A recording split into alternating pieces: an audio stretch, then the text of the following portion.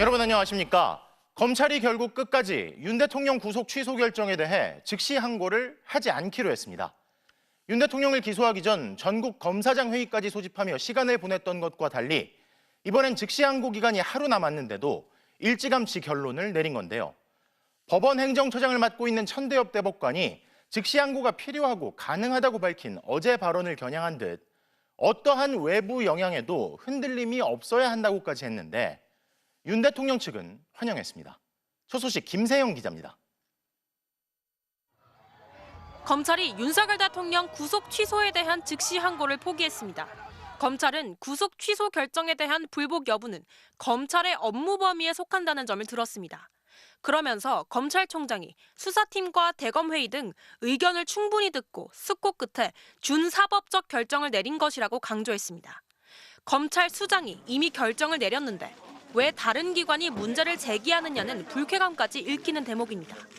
즉시 항고 포기에 대한 검찰 안팎의 비판과 현장의 혼란까지 커지는 상황에서 어제 천대엽 법원 행정처장이 즉시 항고 필요성을 제기했지만 하루 만에 검찰이 하지 않겠다는 입장을 내놓은 겁니다. 이 부분에 대해서는 즉시 항고를 통해서 상급심의 판단을 받는 것이 좀 필요하다는 생각은 가지고는 있습니다. 윤 대통령 측은 환영했습니다. 다행히 오늘 검찰에서 현명한 판단을 했기 때문에 더 이상 논란이 안 됐으면. 현행법에 명시된 법적 권한인데도 심우정 검찰총장 등 대검 수뇌부는 여전히 구속 취소에 대한 즉시 항고의 위헌 소지가 크다는 입장입니다. 위헌 여부의 핵심은 검찰이 영장도 없이 즉시 항고로 법원 결정을 무력화시킬 수 있느냐는 겁니다. 하지만 대법원은 지난 2020년 이명박 전 대통령의 보석 취소 결정 사건에서 즉시 항고라고 해서 항상 집행정지의 효력이 있는 건 아니라고 판단했습니다. 피고인이 석방됐다면 즉시 항고를 해도 위헌 소지가 없다는 겁니다. 윤석열 대통령은 석방됐습니다. 그래서 즉시 항고를 해도 그러한 검사의 결정에 의한 구금 연장 효과가 발생하지 않습니다. 대법원 판례는 물론 즉시 항고를 통해 피고인을 재구속한 사례까지 드러났는데도 끝까지 받아들이지 않는 검찰의 속내에 대한 의심은 커지고 있습니다. MBC 뉴스 김세영입니다. 윤 대통령을 구속 기소하면서 검찰은 증거인멸 우려와 공범들에 대한 영향 등을 사유로 들었는데요. 당시와 달라진 것이 없고 오히려 상황은 더 악화된 듯한데도 검찰이 즉시 항고를 하지 않은 건 결국 윤 대통령 단 한 사람을 풀어주기 위해 자기 부정까지 한 셈이란 비판이 나옵니다. 김현지 기자입니다. 지난달 검찰은 윤석열 대통령 구속 취소 신문에서 재판부에 여전히 증거인멸 염려가 크다고 했습니다. 또 불구속 재판이 이뤄질 경우 공범들과 말을 맞추거나 증언을 해야 할 부하들이 압박을 느낄 수 있다고도 했습니다. 구속기간을 시간으로 따져야 한다는 윤 대통령 측 주장에 대해서도 지금껏 구속기간은 시간이 아닌 날로 계산했다고 반박했습니다. 검찰이 즉시 항고를 포기하면서 자신들이 내세웠던 구속 사유의 타당성을 스스로 부인한 셈이 됐습니다. 천대엽 법원 행정처장도 구속기간 계산법에 대해 법원 판단을 존중해야 한다면서도 견해가 엇갈리고 있다고 했습니다. 확립된 판례는 없긴 하지만 이제 말씀하신 것처럼 이제 날을 기준으로 하는 경우가 많은 것 같긴 합니다. 윤 대통령 측이 문제 삼고 있는 공수처 수사권도 앞서 5차례 서울중앙지법과 서울서부지법에서 문제 없다고 했습니다. 지난 1월 윤 대통령 측의 체포영장 이의 신청을 기각할 때도 서울서부지법은 공수처의 수사 범위에 포함되는 직권남용죄에 대한 혐의 사실이 포함돼 있어 이와 관련된 내란죄를 수사할 수 있다고 했습니다. 지금 계속 반복하시겠다는 건데요. 내란죄뿐만 아니라 제가 공수처장께 다시 한번 묻습니다. 지금 그럴 생각 전혀 없습니까? 저희들의 그 업무 집행에 적법 절차 위반한 점이 전혀 없습니다. 공수처 수사권 논란도 구속기간 계산법 논란도 다퉈볼 여지가 많은데 심우정 검찰총장은 즉시 항고를 하지 않겠다는 겁니다. 대통령부터 시작이라는 말들을 많이 하는데 이것은 교묘한 어떤 대통령에 대한 특혜, 시비를 불러오려고 하는 나쁜 의도가 있다고 생각합니다. 윤 대통령 측의 부인에도 불구하고 결국 검찰이 윤 대통령만을 위한 결정을 하려는 것 아니냐는 비판은 피할 수 없어 보입니다. MBC 뉴스 김현지입니다. 이렇게 윤 대통령에 대해선 즉시 항고를 포기한 검찰에 대해 더불어민주당 등 야권은 현직 대법관까지 즉시 항고가 필요하다는데 검찰은 왜 가만히 있느냐고 비판했습니다. 반면 국민의힘은 명백한 실언을 했다면서 천대엽 대법관을 몰아붙였는데 하지만 국민의힘 안에서도 검찰의 항고는 필요하다는 의견이 나옵니다. 김정우 기자입니다. 검찰은 즉시 항고 조치하라! 더불어민주당 등 야권은 천대엽 법원행정처장 발언을 동력 삼아 검찰을 몰아세웠습니다. 사흘 만에 다시 대검찰청을 찾아가 구속기간을 시간으로 계산해 석방한 유일한 사례가 왜 하필 윤석열 대통령이냐고 공세를 폈습니다. 첫 단추를 잘못 끼웠으면 다 풀고 처음부터 바르게 단추를 끼워야 합니다. 검찰이 즉시 항고를 통해 상급심의 판단을 받아 검사 출신인 조국혁신당 박은정 의원도 1인 시위로 지원 사격에 나섰습니다. 검찰이 즉시 항고를 하지 않겠다고 재확인하자 민주당은 검찰이 스스로에게 사망 선고를 내렸다고 강하게 비판했습니다. 아직 법원에 즉시 항고 포기서를 내지 않았고 시간도 하루 남았다며 즉시 항고와 심우정 검찰총장의 사퇴를 요구했습니다. 국민의힘은 천대엽 처장이 개인적 견해를 밝힌 것 자체가 부적절하다고 비판하면서 윤석열 대통령을 석방한 검찰 편을 들었습니다. 천대엽 처장의 발언으로 검찰의 자율성이 훼손됐다고 주장하면서 민주당 편을 든 거라는 주장까지 폈습니다. 그리고 천대엽 처장이 국회에 나와서 자꾸 민주당 편을 들어주는 정치적 발언을 하고 있어 대단히 우려스럽고 이에 대해서 강력히 경고합니다. 당 법률위원장인 주진우 의원은 재판부 독립을 정면 침해하는 명백한 실언이라고 지적했고 홍준표 대구시장은 법원행정처장이 법관 재판을 비판하는 해괴한 사건이라고 주장했습니다. 하지만 여당 내에서도 천 처장의 발언에 동의하는 의견이 나왔습니다. 국민의힘 김상욱 의원은 즉시 항고든 보통 항고든 해서 법적으로 정리해야 한다고 주장했고 유승민 전 의원도 즉시 항고를 통해 공수처 수사권 갈등을 정리하는 것도 방법이라고 지적했습니다. MBC 뉴스 김정우입니다. 법조팀 이준희 기자에게 좀 더 물어보겠습니다. 자, 이 기자. 네. 이번 즉시 항고 논란, 사실 윤 대통령만 풀려나고 다른 게 뭐가 남는 게 있을까 싶은데 한번 정리를 한번 해볼까요? 네, 오늘 검찰 결정을 가장 반긴 건 윤석열 대통령 쪽이었습니다. 검찰에서 현명한 판단을 했다. 더 이상 논란이 안 됐으면 좋겠다고 했는데요. 내란, 외환죄 외에는 불소추 특권이 있는 현직 대통령 신분이 유지되는 한 윤 대통령은 적어도 1심 재판 동안은 다시 구치소로 들어갈 걱정을 안 해도 됩니다. 그런데 논란은 더 커졌습니다. 공천 개입 의혹 핵심인 명태균 씨, 김영선 전 의원이 윤 대통령을 따라 구속 취소 청구를 했고요. 한 번 기각당했던 김용현 전 장관은 재청구까지 했습니다. 구속 취소 청구가 변호사 업계에 새로운 먹거리로 떠오를 거라는 말도 나옵니다. 그러니까 70년 넘게 해왔던 방식을 바꿔서 사흘 정도 딱 바꾼 건데 그때 즉시 항고 포기가 나온 거고 그리고 윤 대통령이 이제 풀려난 채로 계속 다니는 거고 근데 이게 법에 나오는 거랑 이해가 잘 안 되거든요. 이게 그냥 쓰면 안 되는 건가요? 네, 형사소송법 97조 4항 구속을 취소하는 결정에 대하여는 검사는 즉시 항고를 할 수 있다라고 이렇게 분명히 적혀 있습니다. 그쵸. 현행법입니다. 네. 검찰은 헌법재판소의 위헌 결정이 우려돼 즉시 항고를 포기했다고 하죠. 네. 우선 위헌 여부를 판단하는 기관이 검찰인가요? 헌법재판소잖아요. 그렇죠. 거기다 윤 대통령은 이미 석방이 됐으니 구속 취소가 정지되고 말게 할 게 없습니다. 위헌적 요소가 없는 거죠. 천대엽 법원행정처장도 그래서 석방 후 즉시 항고는 문제가 없다고 한 거고요. 그럼 검찰이 구속 취소에 즉시 항고한 사례가 없느냐? 심지어 2018년 의정부지검에서는 재수감된 사례까지 있었습니다. 네. 그러면 검찰 구성원들이라도 동의했느냐? 특수본수사팀은 막판까지 버텼죠. 검찰 내부망에도 반대글이 올라왔고요. 윤 대통령만 풀려나고 상황은 꼬일 대로 꼬였는데 심 총장이 즉시 항고 포기를 고집하고 있는 겁니다. 그러니까 그냥 이게 결론을 정해놓고 여러 가지 뭐 법원을 존중한다고 판단을 존중한다고 했다가 또 외부 영향이 흔들리지 말라고 했다가 또 위헌적인 요소가 검찰이 원래 뭐 있다고 판단하면 안 되는 건데 헌재처럼 마치 그렇게 하고 네. 구성원들이 또 반발하고 그런데 도대체 심우정 검찰총장은 왜 이런 결정한 겁니까?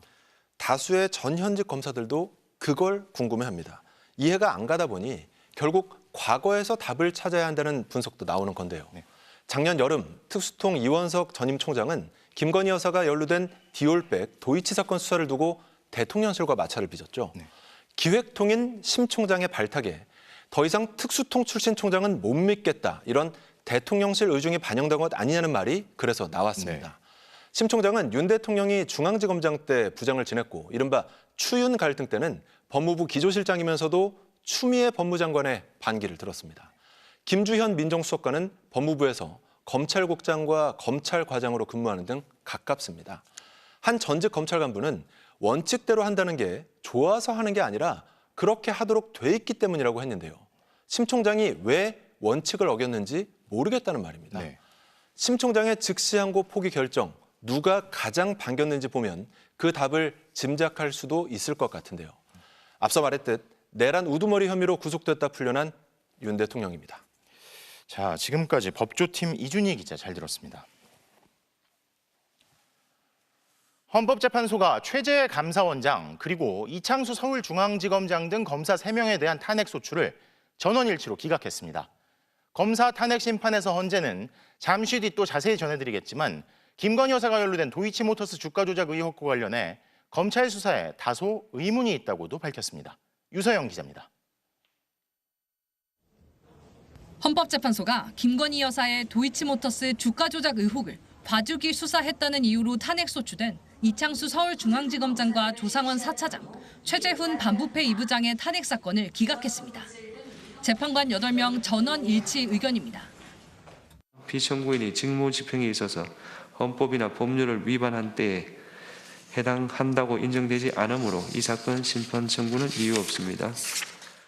재판부는 주범들의 시세조종 범행에 김 여사 명의 증권 계좌가 활용된 사실이 앞선 형사재판에서 확인됐다며 증거를 수집하기 위해 적절히 수사했거나 수사를 지휘 감독했는지 다소 의문이 있다고 했습니다.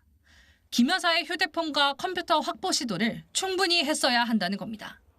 재판부는 다만 범행 시점으로부터 상당 기간이 지나 추가 증거를 수집하기 어렵다고 판단했을 가능성이 있다고 짚었습니다. 과거 김 여사에 대한 압수수색 영장을 청구했지만 법원이 기각했다는 거짓 수사 결과 브리핑 의혹에 대해선 혼란을 줄 수 있었다면서도 고의는 아니었다고 판단했습니다. 특혜 비판이 불거졌던 경호처 부속 건물 출장 조사는 경호상 어려움과 전례에 비춰 부당한 편의 제공은 아니라고 봤습니다. 헌재는 최재해 감사원장의 탄핵 심판도 재판관 전원 일치로 기각했습니다. 감사원의 전자문서 시스템을 임의로 변경한 점, 국회의 현장 검증 기록 열람을 거부한 건 법률에 위배되기는 했지만 파면을 선고할 정도로 중대 사안은 아니라고 했습니다. 이미선, 정정미, 정계선 재판관은 기각에 찬성은 하지만 감사원 직무상 독립성을 훼손했다며 감사원법과 헌법을 위반했다는 개별 의견을 냈습니다. 국민들께서 불안해하지 않으시도록 당분간 공직기관 확립에 역점을 두고 탄핵소추 기각으로 4명 모두 즉시 직무에 복귀했습니다. MBC 뉴스 유상입니다. 오늘 탄핵소추 기각에 대해 윤 대통령 측은 줄탄핵이 줄기각되고 있다며 비상계엄의 정당성이 증명됐다고 환영했습니다. 하지만 과연 그럴까요? 대통령 측 주장과 다르게 헌재는 오늘 결정에서 국회 탄핵소추권 남용으로 볼 수 없다고 명확히 선을 그었습니다. 구민지 기자입니다. 최재해 감사원장과 검사 3인의 탄핵소추가 기각되자 윤석열 대통령 측 대리인단이 긴급 기자회견을 열었습니다. 비상계엄의 원인이 됐던 탄핵들이 오늘까지 8건이 기각되고 있습니다. 비상계엄의 정당성이 점점 증명되고 있는 것입니다. 민주당의 탄핵 남발을 비상계엄 선포 이유 중 하나로 꼽았던 윤 대통령 결정에 문제가 없다는 주장입니다. 하지만 헌법재판소는 검사 3인에 대한 탄핵 심판 청구를 기각하면서 윤 대통령 측과 여권의 이른바 줄탄핵 주장은 받아들이지 않았습니다. 헌재는 청구인인 국회가 소추 재량권을 일탈해 탄핵 소추권을 남용했다고 인정되지 않는다고 밝혔습니다. 탄핵 소추안 의결 과정에 필요한 법정 절차를 준수했고 피청구인의 헌법과 법률 위반 행위도 일정 수준 이상 소명됐다는 겁니다.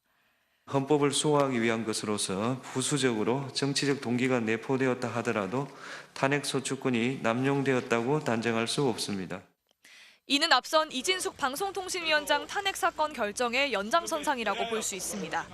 당시에도 헌재는 의결 과정의 법정 절차 준수 등을 이유로 이 위원장의 탄핵 남발 주장을 받아들이지 않았습니다. 비상계엄 선포 요건은 엄격합니다. 전시나 사변, 이에 준하는 국가 비상사태가 아닌데도 계엄을 선포했다면 헌법 77조 위반입니다.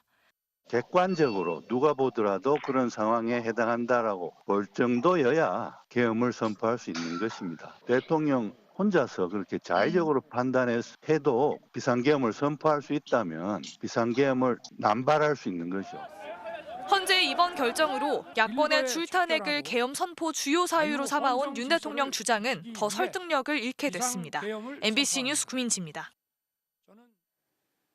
국민의힘 역시 헌법재판소가 탄핵 남발에 대해 철퇴를 내렸다며 환영했습니다. 탄핵 소추권 남용을 주장하는 윤 대통령 측 논리와 다르지 않았는데요. 더불어민주당은 헌재는 탄핵 남발은 없었다고 못 박았다며 파면이 더욱 확실해졌다고 반격했습니다. 이기주 기자입니다.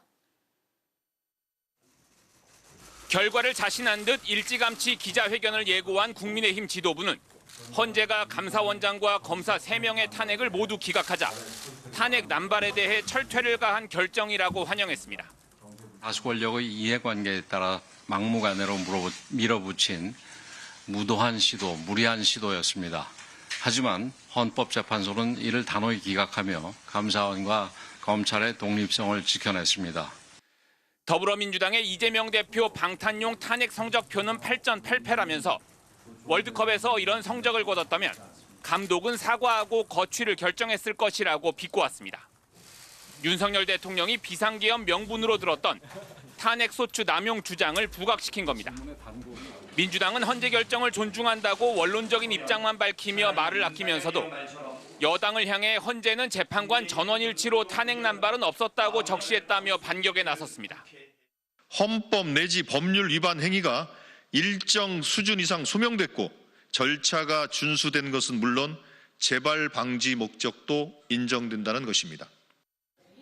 헌재는 탄핵소추 남용을 견딜 수 없어 비상계엄을 선포했다는 윤석열의 주장을 이미 부정했다며 파면은 더욱 확실해졌다고 강조했습니다. 앞서 이재명 대표는 언론과 인터뷰에서 우리라고 좋아서 탄핵소추를 했겠냐, 잘한 건 없다면서도 절차는 정당했다는 입장을 밝힌 바 있습니다. 최소한 이거는 분명해요. 우리는 헌법적 질서의 테두리 내에서 주어진 권한을 과하게 행사했다는 비난을 받을지언정 그걸 벗어나지는 않았어요. 민주당에선 직무에 복귀한 최재해 감사원장과 이창수 서울중앙지검장 등 검사 3명을 향해 파면 징계를 피한 것이지 죄는 그대로라며 전 정권 표적감사와 김건희 여사 봐주기는 수사기관과 특검을 통해 드러날 것이라는 경고도 나왔습니다. MBC 뉴스 이기주입니다. 앞서 전해드린 대로 헌법재판소는 검사 3명의 탄핵은 기각했지만 도이치모터스 주가 조작에 연루된 김건희 여사에 대한 검찰 수사에는 다소 의문이 있다고 했습니다. 주가 조작에 김 여사의 계좌가 동원된 게 드러났는데 검찰이 김 여사 휴대폰이나 컴퓨터를 압수수색하지 않았다는 점을 짚은 겁니다. 김상훈 기자입니다. 2010년 11월 1일 매도하라 하셈이라는 문자 7초 뒤 김건희 여사 계좌에서 매도 주문이 나옵니다. 이른바 7초 매도. 법원은 짜고 친 거래, 통정 매매라고 봤습니다. 김 여사 명의 6개 계좌가 도이치모터스 주가 조작 거래에 사용된 걸로 수사와 재판에서 드러났습니다. 하지만 검찰은 김 여사 휴대폰과 컴퓨터를 압수수색하지 않았습니다. 헌법재판소가 의문을 드러낸 건 바로 이 부분입니다. 증거를 수집하기 위해 적절히 수사를 지휘감독하였는지 다소 의문이 있습니다. 헌재는 전주 손모 씨 사례도 언급했습니다.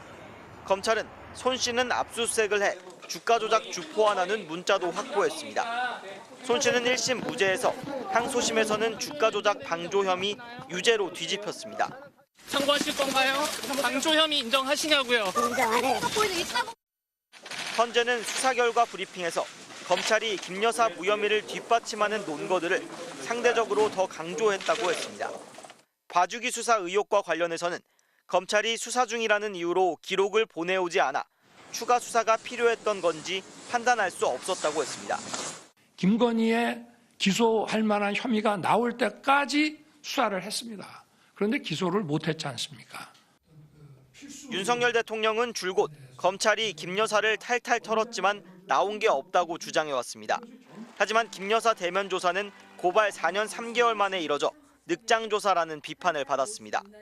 작년 5월 김 여사를 소환 조사하려던 서울중앙지검 지휘부가 교체된 자리에는 윤 대통령 검찰총장 시절 대변인을 지낸 이창수 서울중앙지검장이 임명됐습니다. 업무에 복귀한 이 지검장은 명태균 사건도 지휘하게 됐습니다. 적어도 제가 부임한 이후에는 제가 필요한 수사를 수사팀과 함께 성실하게 수행했다는 말씀을 드리고 서울고검이 김 여사 도이치모터스 사건을 다시 수사할지 넉 달째 검토 중인데 초기 수사에 의문을 드러낸 헌재 판단이 영향을 미칠지 관심이 쏠립니다. MBC 뉴스 김상훈입니다. 윤석열 대통령 탄핵 심판 선고는 결국 다음 주로 넘어가는 것으로 보입니다. 헌법재판소 나가 있는 취재기자 연결해 보겠습니다. 윤성문 기자, 헌재가 윤 대통령 탄핵 선고기일을 오늘도 공지하지 않은 거죠? 네, 그렇습니다. 헌법재판소가 오늘도 선고기일을 공지하지 않으면서 다음 주로 넘어가는 게 사실상 확실해졌습니다. 전례에 따르면 다음 주 월요일에 선고하더라도 오늘 정도엔 공지가 있었어야 하는데요. 이러면 다음 주 화요일 이후가 될 가능성도 조심스럽게 제기됩니다.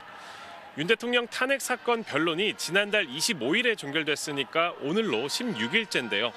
변론 종결에서 선고까지 걸리는 기간으로 보면 노무현, 박근혜 전 대통령의 전례를 이미 훌쩍 뛰어넘었습니다. 선고일이 다음 주로 넘어가면 대통령 탄핵 심판 사건 중 소추부터 선고까지 걸린 기간도 91일에 박 전 대통령을 넘어 최장 기록을 경신하게 됩니다. 초반만 해도 쟁점이 단순해서 선고가 빨리 이루어질 거란 분석도 많았는데 다소 오래 걸리는 이유가 취재가 됐습니까? 네, 선고가 늦어지는 이유에 대한 명확한 설명은 없습니다. 한 헌법학자는 우선 헌재에 계류된 탄핵 사건이 다른 때보다 많았다는 것도 이유가 될 수 있다고 봤습니다. 노무현, 박근혜 전 대통령 때는 재판부가 그 사건 하나에만 몰입할 수 있었지만 지금은 아니라는 겁니다. 앞서 변론 과정에서 윤 대통령 측이 절차적 문제를 많이 제기했던 것 기억하실 텐데요. 이게 원인이 될 수 있다는 분석도 있습니다. 전직 헌법재판관은 어느 쪽도 문제를 제기할 수 없도록 재판관들이 내용뿐 아니라 절차의 문제에도 공을 들일 수 있다고 했습니다. 많은 헌법학자들은 조심스럽지만 파면 결정이 만장일치로 나올 거라고 예상합니다. 하지만 재판관 평의는 철저히 비공개라 지금 현재 평의가 어떻게 진행되는지 또는 내부 의견들이 어떻게 나뉘는지 등은 8인의 재판관 외에 아무도 알 수 없습니다. 선고기일이 예상보다 늦어지면서 국론 분열이나 혼란이 커질 수 있는 만큼 신속한 결론이 필요하다는 지적이 이어지고 있습니다. 지금까지 헌법재판소에서 전해드렸습니다. 이런 가운데 윤석열 대통령의 파면을 촉구하는 시민들의 목소리는 더욱 커지고 있습니다. 시민단체와 종교계, 대학가까지 시국선언이 잇따르고 있는데요. 헌법재판소 앞 집회 현장 연결합니다. 이지은 기자, 평일인데도 사람들이 많이 모인 것 같네요. 네, 윤석열 대통령이 석방된 후 오늘 같은 평일 집회에 참가하는 시민들도 늘어나고 있습니다. 당초 윤 대통령 탄핵 심판 선고가 이번 주에 날 거란 예상이 많았는데요. 예상보다 선고가 늦어지면서 윤 대통령을 조속히 파면하라는 시민들의 목소리는 커지고 있습니다. 99%는 인용된다고 생각했는데 석방된 이후로는 그 90%보다 적어질까 봐 100%를 만들기 위해서 지금 여기 자리에 온 것 같아요. 윤 대통령 구속 취소에 대해 대법관인 법원 행정처장이 공개적으로 즉시 항고가 가능하다고 했는데도 검찰이 여전히 즉시 항고를 하지 않겠다고 한 데 대해서도 비판이 쏟아졌습니다.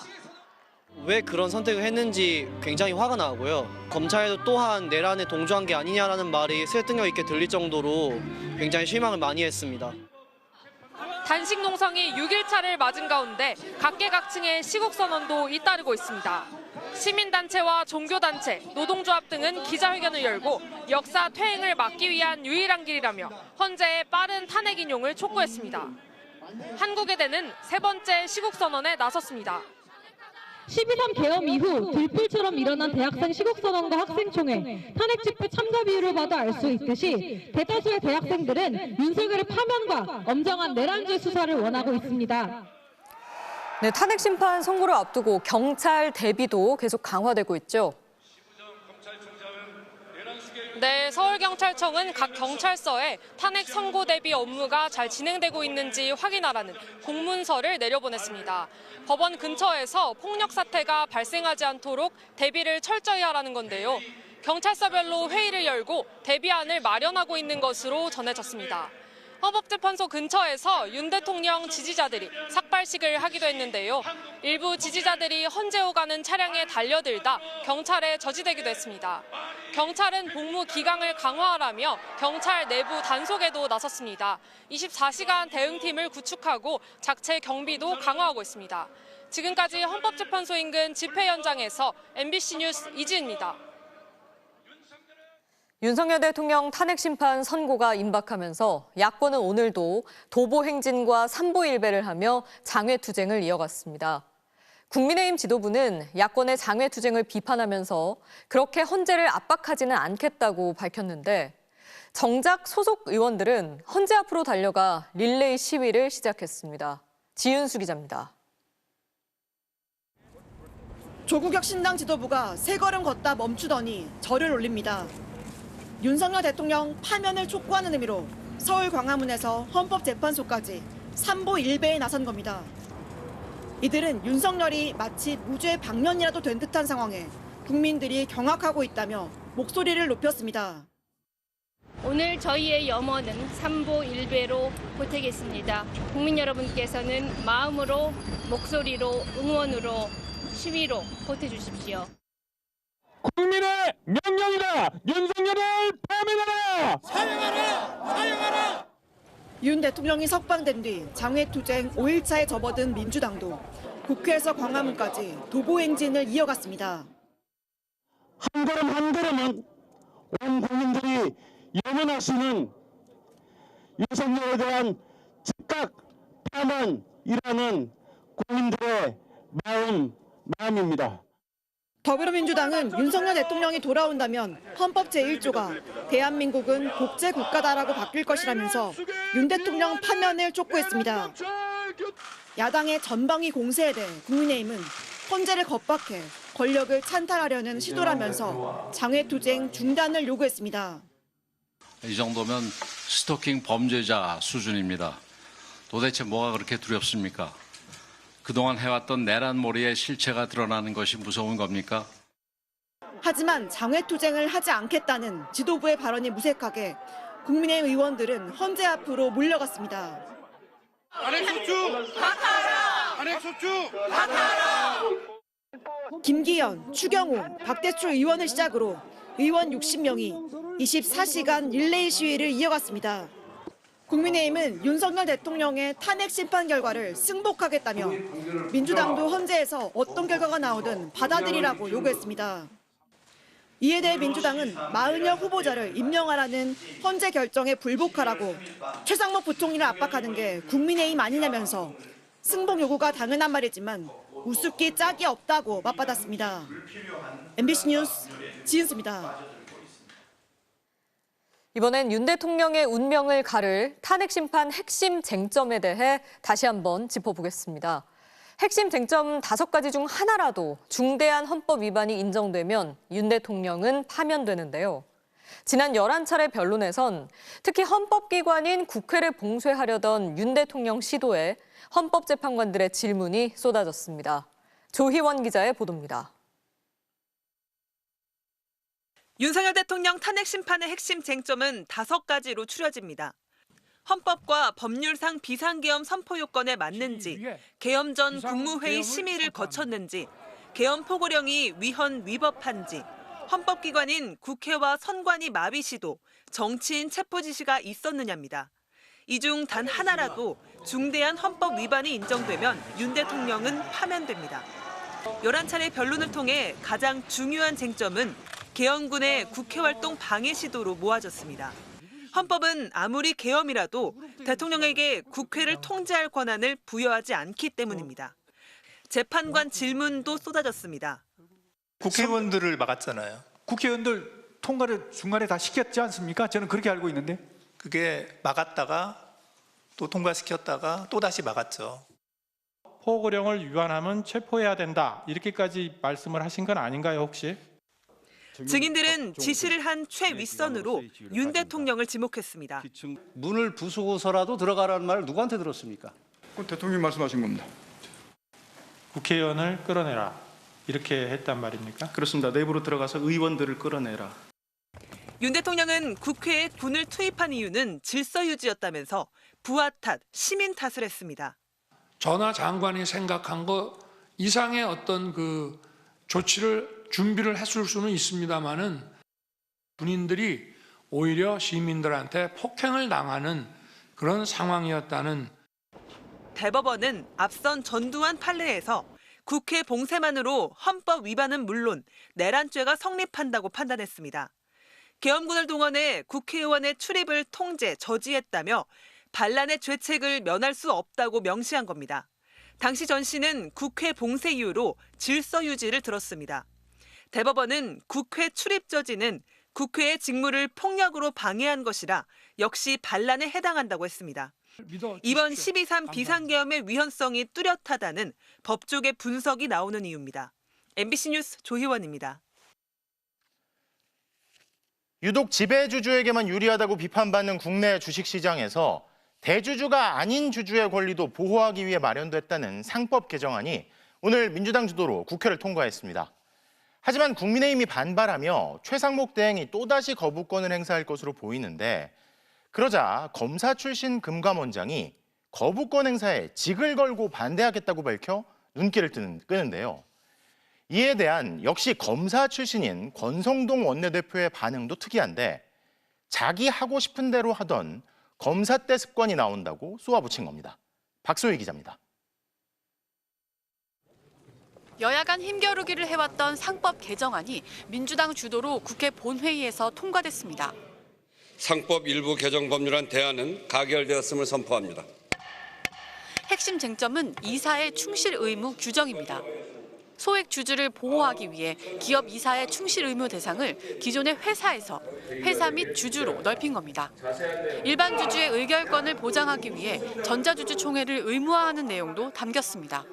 상법 개정에 반대해온 국민의힘은 즉각 최상목 대통령 권한대행에게 거부권 행사를 요청하기로 했습니다. 그런데 정부 안에서 다른 목소리가 나왔습니다. 이복현 금융감독원장이 자신의 직을 걸고 거부권 행사에 반대하겠다고 강조했습니다.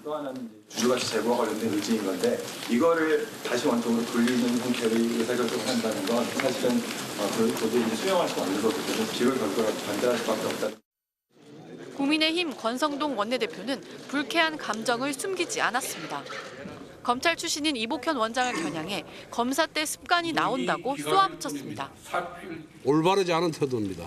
검사 때 자기 하고 싶은 대로 하던 그 습관이 지금 금감원장이라는 막중한 그런 자리에서도 나오는 것 같아서 안타깝고.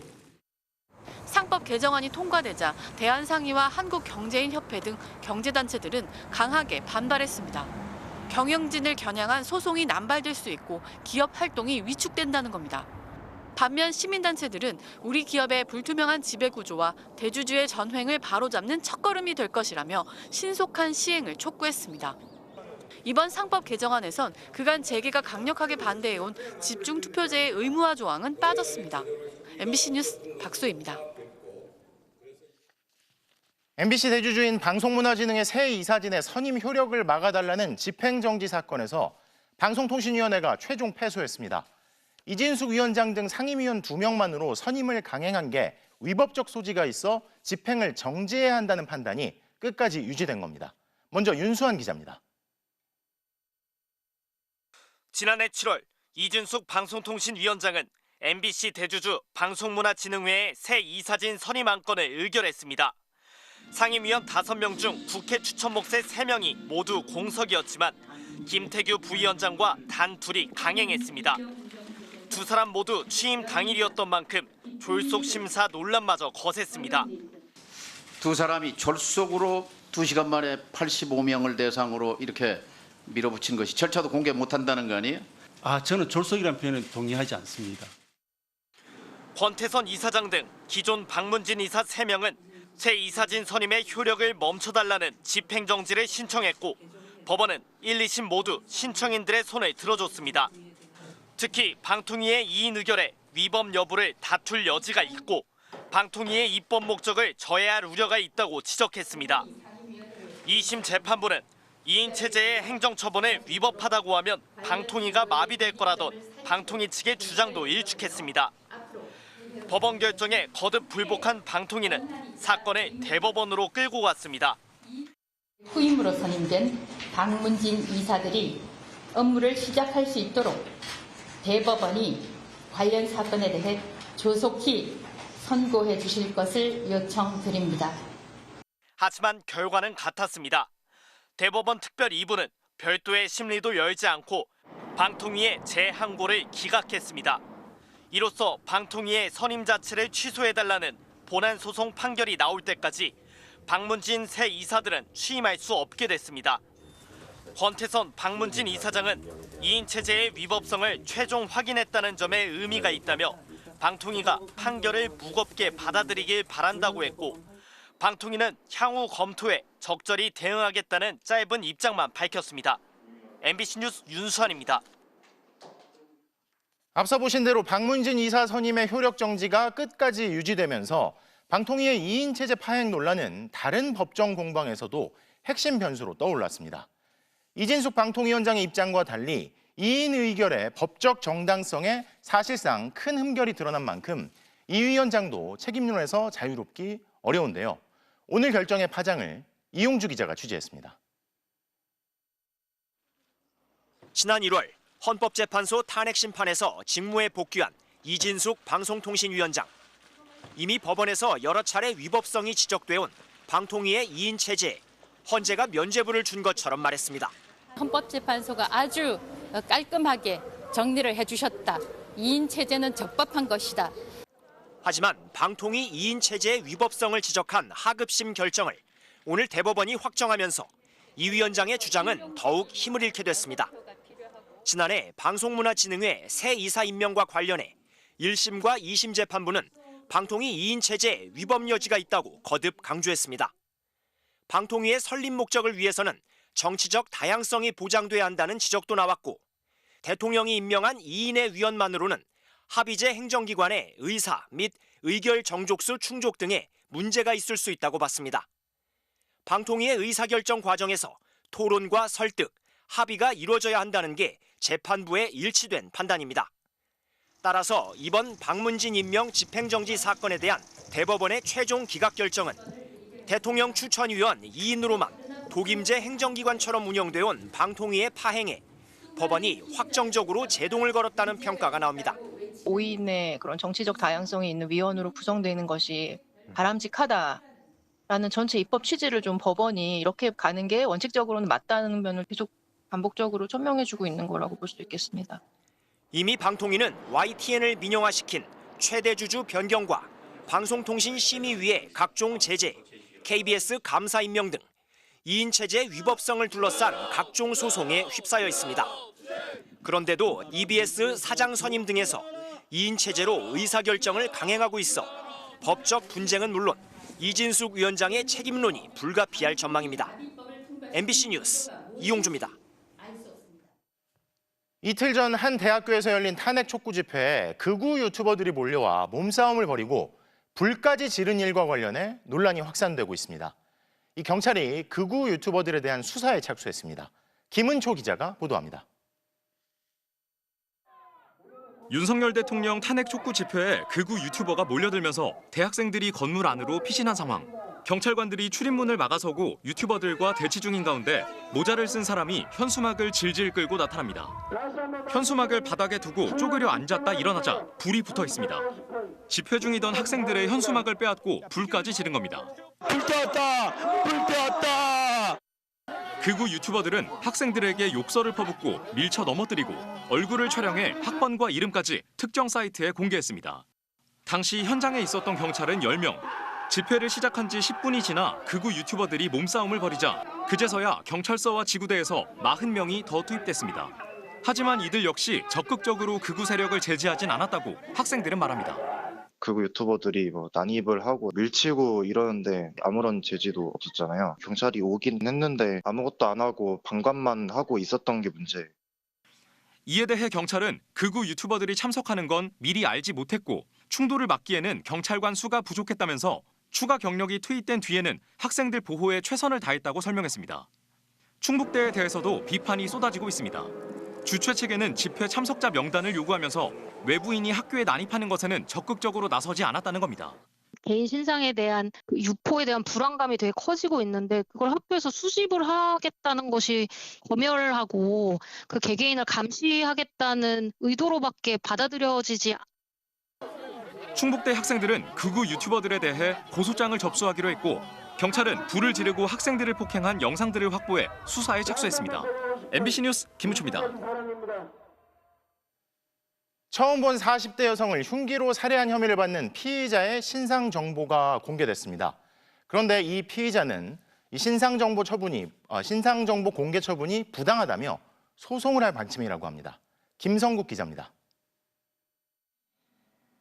충남 서천에서 처음 본 여성을 흉기로 살해한 피의자는 34살 남성 이지연입니다. 경찰은 지난 7일 이 씨에 대한 신상정보 공개 결정을 내린 뒤 5일간의 유예 기간을 거쳐 이 씨의 얼굴과 이름, 나이를 공개했습니다. 이 씨는 지난 2일 밤 충남 서천군 사곡리 공터에서 운동하러 나온 40대 여성을 향해 수차례 흉기를 휘둘러 살해한 혐의로 구속됐습니다. 안 그랬어야 되는데 너무 인생이 너무 답답하고 뭐 좀 해보려고 했는데 그게 다 막혀버리니까 아무 생각 없었어요. 피해 여성과 이 씨는 전혀 모르는 사이로 이 씨는 최근 가상화폐 투자 사기를 당해 수천만 원을 잃고 살인을 계획한 것으로 조사됐습니다. 흉기를 소지하고 나간 점, 그리고 주변을 1시간 전부터 대회를 한 점, 세상을 원망하고 사람을 해야겠다 이런 내용이 있었던 점으로 봐서 계획범행으로 보고. 유족 측은 참담한 심정을 내비치며 엄벌을 촉구했습니다. 너무나 계획적인 증거들이 나와 있는데도 우발범행을 주장하면서 감형이 된다거나 이런 사례가 나와서는 안 된다고 생각하고 최근 잔혹한 강력 범죄 피의자의 신상 공개가 잇따르고 있는 가운데 피의자에 대한 국민의 알 권리만큼이나 피해자 가족들에 대한 지원 문제 역시 관심이 필요하다는 지적도 나옵니다. 이 사건 이후에 필요한 것이 무엇인가에 대해서 조금 더 집중을 해야 되는 거지 신상을 공개를 해서 이 사람을 이제 언론 재판을 하는 것에 너무 집중해서는 안 된다. 경찰은 이 씨를 살인 혐의로 구속 송치한 가운데 다음 달 14일까지 신상 정보를 게시할 계획입니다. 이 씨 측은 신상 공개 처분이 부당하다며 취소 청구 행정소송을 준비 중인 것으로 알려졌습니다. MBC 뉴스 김성국입니다. 미국의 철강 관세 부과에 유럽과 캐나다는 보복 관세로 맞대응했습니다. 하지만 트럼프 대통령은 꿈쩍도 않고 있는데요. 말이 자주 바뀐다는 비판엔 유연성이 있는 거라고 반박하며 변화무쌍한 압박전을 계속할 뜻을 분명히 했습니다. 워싱턴 김재용 특파원이 보도합니다. 미국의 철강 관세에 유럽연합은 260억 유로, 우리 돈 41조 원 규모의 보복 관세를 선언했습니다. 품목도 정조준했습니다. 공화당 텃밭인 켄터키의 버번 위스키, 경합주 위스콘신의 할리 데이비슨, 그리고 리바이스 청바지까지 미국의 상징 제품들을 타격해 중간 선거를 앞둔 해당 지역 공화당 의원들부터 흔들겠다는 전략입니다. 일부 국가에선 미국산 불매 운동도 시작됐습니다. 캐나다도 298억 캐나다 달러, 우리 돈 30조 원의 보복 관세 카드로 정면 충돌했습니다. 트럼프의 캐나다 병합 주장까지 겹쳐 이젠 저항이냐 굴복이냐의 문제가 됐습니다. Repeated his disrespectful 51st state rhetoric. We will not back down and we will not give in to this coercion. 하지만 트럼프는 흔들림이 없었습니다. 관세 정책이 오락가락한다는 지적에 유연성이 있는 거라고 반박했습니다. 단 그 시한은 다음 달 2일 상호 관세 전까지라고 했습니다. I'll always have flexibility, but there will be very little flexibility once we start. 각국과의 개별 협상에서 갖가지 압박을 가해 최대한 얻어내고 그 결과에 따라 관세를 일부 유예하거나 낮출 수도 있음을 시사한 것으로 해석됩니다. 돈의 전투라고 표현한 건 이걸 상징합니다. Not happy with the European Union, I want to tell you, and we're going to win that. We're going to win that financial battle. It's a financial battle. 우방국 아일랜드의 총리가 보고 있는데도 아일랜드가 제약회사를 가져갔다고 불만을 토로했습니다. 문제는 한국, 리더십 부재 상황인 만큼 이를 상쇄할 더 치밀한 세부 전술이 필요합니다. 이곳 시간으로 내일 정인교 통상교섭본부장이 워싱턴을 방문해 본격 협상에 들어갑니다. 우리의 강점인 조선과 대미 투자 등을 지렛대 삼아 밀리지 않는 협상수를 발휘할 수 있을지 주목됩니다. 워싱턴에서 MBC 뉴스 김재우입니다. 지난해 11월 기상관측일의 최악의 폭설로 피해를 본 농민들이 많습니다. 정부가 특별재난지역으로 선포하고 피해 보상에 나섰지만 지원금을 하나도 받지 못한 농민들이 많다는데 어찌된 일인지 류현준 기자가 취재했습니다. 지난해 11월 수도권에 떨어진 눈폭탄은 무거운 눈, 이른바 습설이어서 붕괴 피해가 속출했습니다. 그때 무너진 비닐하우스는 해를 넘기고도 복구 중입니다. 철골 구조물은 앙상하게 드러났고 못 쓰게 된 비닐 더미가 한가득 쌓였습니다. 비닐하우스 10개 동에 있던 오이밭입니다. 하지만 지난 겨울 습설 피해를 겪으면서요. 지금은 이렇게 오이 줄기를 잡아주던 집게만 남아 있습니다. 2,000평 땅이 황무지가 되면서 오이 농사 피해액만 1억 원에 이릅니다. 오이가 이제 한참 자라고 이제 오이 딸고 시기에 무너진 거니까 하나도 못 건지고 다 주저앉았으니까 피해가 좀 많죠. 그나마 특별 재난 지역으로 선포돼 정부 지원금이 8천만 원 가량 나왔지만 오이를 키운 농민은 한 푼도 받지 못했습니다. 지원금을 받기 위해선 농민이란 걸 입증할 수 있게 농업 경영체가 등록돼 있어야 하는데 농가가 아닌 땅 주인이 농업 경영체 등록을 해놓은 겁니다. 땅 주인은 직접 농사 짓는 것으로 등록해 나중에 양도세를 감면받기 위한 건데 이러다 보니 지원금도 농가가 아닌 땅 주인에게 돌아갑니다. 솔직히 이제 주인들은 농사 짓기는 힘들고 임대를 주는데 저는 어떻게 보면 경영체 등록 안 돼 있다고 해서 한 푼도 받을 수 없는 상황이니까. 임찬홍 입장에 땅 주인에게 지원금을 나눠달라고 말하기도 어렵다고 농민들은 입을 모읍니다. 제가 사정을 해도 나 몰라 이렇게 그런 식으로 되니까 못 받는 거죠. 특히 땅값이 비싼 수도권에서 땅 주인이 농업 경영체로 등록하는 경우가 많은데 임찬홍 10명 중 3명꼴로 임대차 계약조차 하지 않은 것으로 조사됐습니다. 각종 이 지원금이라든지 이런 부분들은 실제 농사를 짓는 사람에게 돌아가도록 하는 것, 땅의 소유와 상관없이 이렇게 제도가 바뀌어야 된다. 국가 지원금이 농민 폭설 피해를 지원하겠다는 목적에 맞게 사용되는지 점검이 필요해 보입니다. MBC 뉴스 류현준입니다. 학생 수가 줄면서 문 닫는 학교가 늘고 있는데 초중고 사교육비는 거꾸로 역대 최고치를 경신했습니다. 학원 다니는 나이도 어려지면서 6세 미만 영유아 2명 중 1명이 사교육을 하고 있는 것으로 조사됐습니다. 공윤선 기자가 현장 취재했습니다. 서울 대치동의 한 유명 수학학원. 중학교 3학년 과정의 수학 문제풀이가 한창입니다. 이 x 곱하기 y를 구해야 되겠지. 하지만 수업을 듣는 건 초등학생들입니다. 학교에선 작년 2학기 겨우 구구단을 배웠을 초등 3학년생도 앉아 있습니다. 이 학원의 다른 교실 초등 의대 준비반. 여기선 고교생들의 대표 교재인 수학의 정석이 책상에 놓여져 있습니다. 이전에는 초3 정도부터 많이 시작을 했는데 요즘엔 초1, 2부터 시작을 많이 하시고요. 그다음에 5, 6학년 때 고등과정 이런 식으로 많이 되고 더 빠른 경우도 봤습니다. 이른바 선행학습이 당연시됐던 사교육 시장은 의대 정원이 급증하면서 더욱 달아올랐습니다.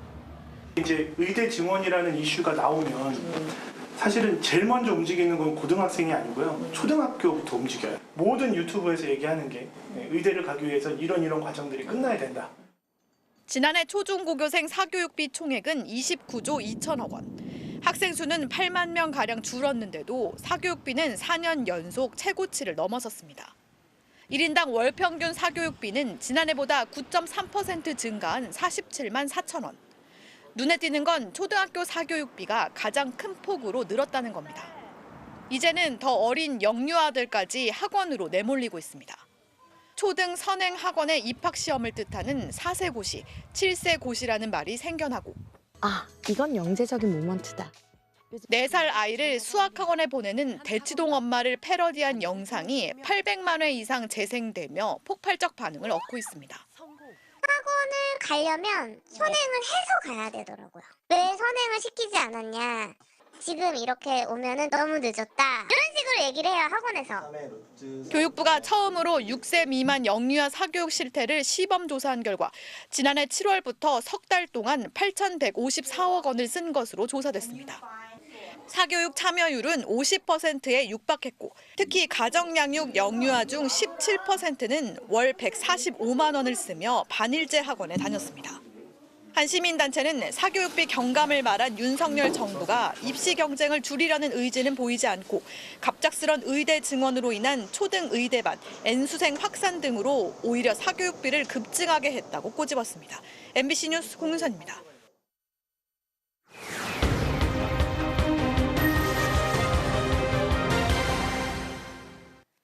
반려견 목줄 착용을 단속하는 일인 줄 알고 시작했는데 보호 장비도 없이 산속에 들어가 들개를 잡으라는 지시를 받으면 어떨까요? 서울의 한 임기제 공무원이 구청으로부터 부당한 업무 지시를 받았다며 소송을 냈는데 그러자 구청은 이 공무원과 계약을 해지했습니다. 제보는 MBC 강은 기자입니다. 가파른 산길을 내려갑니다. 바위 틈에 숨어 있는 들개를 찾습니다. 새끼 들개부터 찾아 이동함에 넣습니다. 119 구조대와 함께 들개를 포획하는 건 구청 임기제 공무원 40대 박모 씨입니다. 산속에 설치한 포획틀을 점검하러 가다 보면 위협적인 들개를 만나기 일쑤입니다.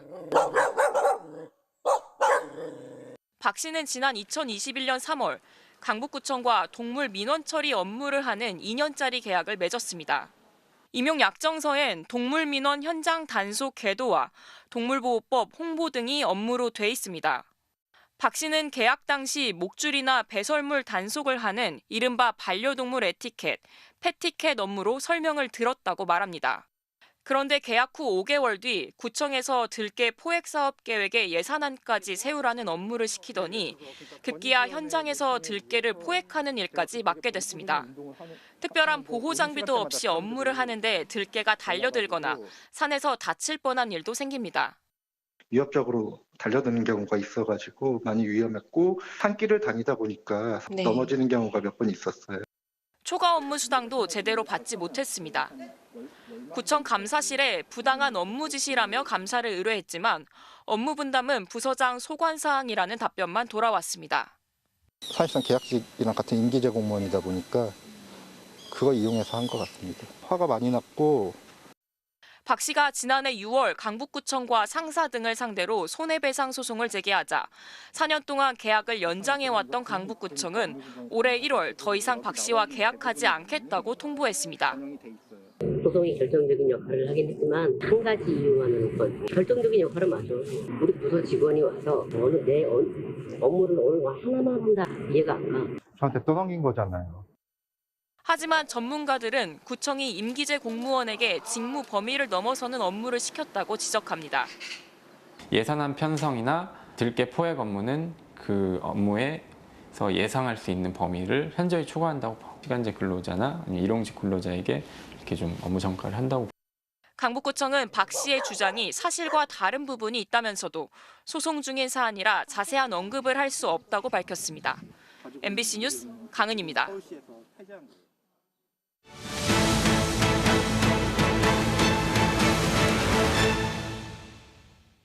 정부는 어제 신규 댐 후보지 9곳을 확정했습니다. 이 중 절반 이상이 홍수 조절댐으로 극한 홍수에 대응하기 위해선 거대한 물그릇이 더 필요하다는 게 환경부가 내세운 이유인데요. 과연 그만큼의 효과가 있을까요? 기후 대응 댐을 검증하는 연속 보도 3번째. 차현진 기자가 이 댐들이 홍수를 잘 막아줄 수 있을지, 댐 말고 다른 대안은 없는지 분석해봤습니다. 경북 예천의 용두천. 맑고 투명한 물이 세차게 흐릅니다. 환경부는 이곳에 160만 톤 규모의 신규 댐 건설 계획을 확정했습니다. 홍수 조절용이란 목적을 앞세웠습니다. 2017년과 2020년 경북 예천은 많은 비가 내려 도심지가 잠겼습니다. 이에 예천을 가로지르는 한천상류의 용두천댐을 지어 방류량을 조절한다면 하류 시가지의 홍수를 막을 수 있다는 게 정부 측 설명입니다.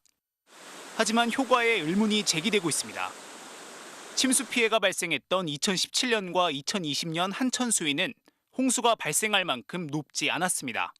심지어 200년 빈도의 극한호우가 쏟아진 2023년 7월에도 홍수방어 수위엔 다다랐지만 제방을 넘지 않았습니다. 즉, 하천 범람은 없었다는 겁니다. 오히려 도심지의 배수가 제대로 안 됐던 점이 홍수 피해를 키운 원인으로 지적되었습니다. 예천 읍내에서 발생한 침수는 그 내수가 잘 빠지지 않아서 발생한 이제 홍수 피해다라고 얘기할 수가 있고요. 근데 상류에 댐을 만들면 내수 배제량은 아무 관계가 없고 게다가 홍수기에 활용할 수 있는 댐도 이미 예정지 가까이 존재합니다. 용두천댐 후보지에서 대략 5km 정도 떨어진 곳에 한국수력 원자력이 관리하는 예천 양수발전댐이 있습니다. 용두천댐의 6배 규모로 총 저수용량 900만 톤입니다. 우리나라에는 그 수자원공사가 관리하는 댐이 많이 있고 한국수력원자력에서 관리하는 발전용 댐도 있고요. 그러한 댐들을 유기적으로 잘 활용하면 예천군청은 양수발전댐이 발전을 목적으로 건설된 탓에 방류량을 대폭 늘릴 수 없어 불가피하게 추가댐 건설을 환경부에 건의한 것이라고 밝혔습니다. 이번엔 경북 김천에 신설이 확정된 1,600만 톤 규모의 감천댐. 역시 불과 3km 떨어진 곳에 부항댐이 가동 중입니다. 최근 20년간 이 지역엔 홍수 피해가 발생하지 않았고 몇 년 전엔 200년 빈도의 극한호우에 대비하겠다며 제방도 보강했습니다. 이게 감천에 대해서 안전하다는 평가를 내리고 있으면서 또다시 이거 필요 없는 거 해도 되고 안 해도 된다는 이 댐을 하려고 하니까는.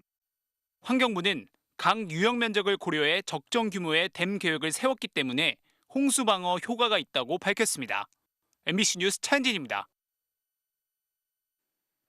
입단 6년 동안 1군에서 안타 하나 없던 선수가 지금 시범 경기 타격 1위를 달리고 있습니다. 시따르타의 구절로 마음을 다스린다는 두산의 주전 2루수 후보 오명진 선수를 박재훈 기자가 만나봤습니다. 회심의 직구를 간결하게 밀어친 2루타. 호쾌한 스윙으로 주자 3명을 불러들인 싹쓸이 3루타. 시범 경기 타격 1위를 달리는 돌풍의 주인공 두산의 오명진입니다. 뭔가 이게 하루아침에 갑자기 이렇게 되니까 신기합니다.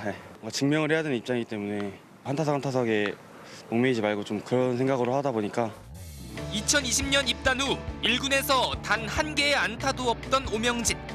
현역 복무를 마친 지난해 변화가 시작됐습니다.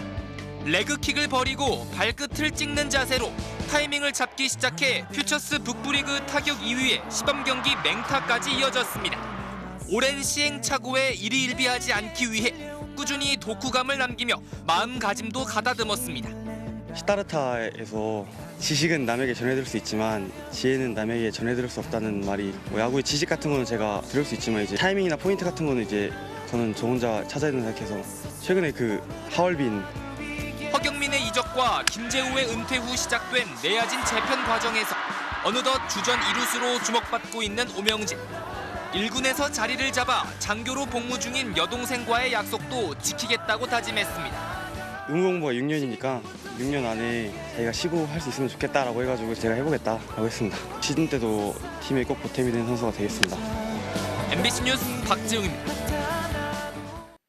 한화 유격수 하주석의 병살타 수비입니다. 몸을 날려 안타를 지우고 이루수에게 전달까지 완벽했습니다. 목요일 밤 스포츠 뉴스였습니다.